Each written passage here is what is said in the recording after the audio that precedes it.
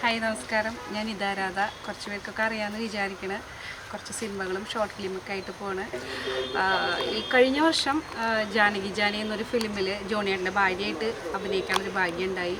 പിന്നെ ഈ വർഷം വാഴ ഫസ്റ്റ്, പിന്നെ വാഴയിൽ അബ്ദുൽ കലാമിൻ്റെ ഉമ്മയായിട്ട്, പിന്നെ പണിയിൽ ജോയിച്ചേട്ടൻ്റെ വീട്ടിലെ സെർവൻ്റായിട്ട്, പിന്നെ ഗോഡ് എന്നുള്ള ഫിലിമിൽ ചെമ്പില ശോകേൻ്റെ വൈഫായിട്ട്, ഇപ്പോൾ ജി മാത്താൻ സാറിൻ്റെ പാവാട എന്നുള്ള പാവാടയ്ക്ക് ശേഷം ചെയ്ത മൂവിയുടെ പേര് ഓട്ടംതുള്ളൽ ഒരു ഓട്ടോ ഡ്രൈവറായിട്ട് ചെയ്യാനുള്ളൊരു ഭാഗ്യം ഉണ്ടായി. പിന്നെ ഒരു 40-40 ഷോർട്ട് ഫിലിമൊക്കെ ചെയ്തിട്ടുണ്ട്. ഇപ്പോൾ ഇവിടെ ഒരു ഷോർട്ട് ഫിലിമിലാണ് പങ്കെടുക്കാൻ വന്നതാണ്.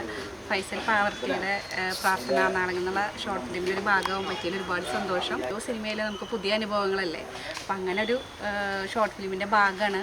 എല്ലാവരും കാണണം, സപ്പോർട്ട് ചെയ്യണം. ഇത് മണത്തല, ചാവക്കാട് അടുത്ത് മണത്തല. ഇപ്പോൾ ഈ ഇതുമായിട്ട് ജോയിൻ ചെയ്തിട്ട് എത്ര ഇന്ന് വന്നിട്ടേ ഉള്ളൂ? ഇന്ന് ഉച്ചയ്ക്കാണ് ജോയിൻ ചെയ്യാൻ പറ്റുന്നത്. സീനൊന്നും എടുത്തിട്ടില്ല, കഥ കേട്ടു. പിന്നെ അത്യാവശ്യം നല്ല നല്ല ഫ്രണ്ട്സുകളൊക്കെ ഇവിടെ വന്ന് പരിചയപ്പെടാൻ പറ്റി. പ്രത്യേകിച്ച് ഇപ്പോൾ എടുക്കുന്ന ആളെ ഞാൻ എപ്പോഴാണ് അറിയണത്. ഒരുപാട് സന്തോഷം. ഇങ്ങനെയുള്ള ആൾക്കാരെ കൂടെയൊക്കെ വർക്ക് ചെയ്യാൻ പറ്റണത് തന്നെ ഞങ്ങളെപ്പോലുള്ള കലാകാരന്മാർക്ക്, ഞങ്ങളെന്നല്ല നമ്മളെപ്പോലുള്ള കലാകാരന്മാർക്ക് ഏറ്റവും സന്തോഷം തന്നെ.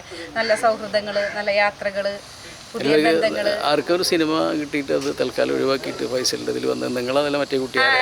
അത് ഞാൻ തന്നെയാ. അതൊരു ഇന്ദ്രൻ സാറിൻ്റെ സിനിമ എന്നാണ് പറഞ്ഞത്. വിളി വന്നിരുന്നു. പക്ഷെ അതിന് മുമ്പ് നമ്മൾ ഷോർട്ട് ഫിലിം അല്ലേ സിനിമയ്ക്ക് വന്നൂടെ എന്ന് ചോദിച്ചു. പക്ഷേ ഷോർട്ട് ഫിലിം ആണെങ്കിലും അതും കുറച്ച് പേരുടെ ഒരു അധ്വാനം തന്നെയല്ലേ. അപ്പോൾ ഞാൻ സ്നേഹപൂർവ്വം അത് അവരെ പറഞ്ഞ് മനസ്സിലാക്കി. കുഴപ്പമില്ല, നമുക്ക് പകരം വേറൊരാൾ, അത്രേ ഉള്ളൂ.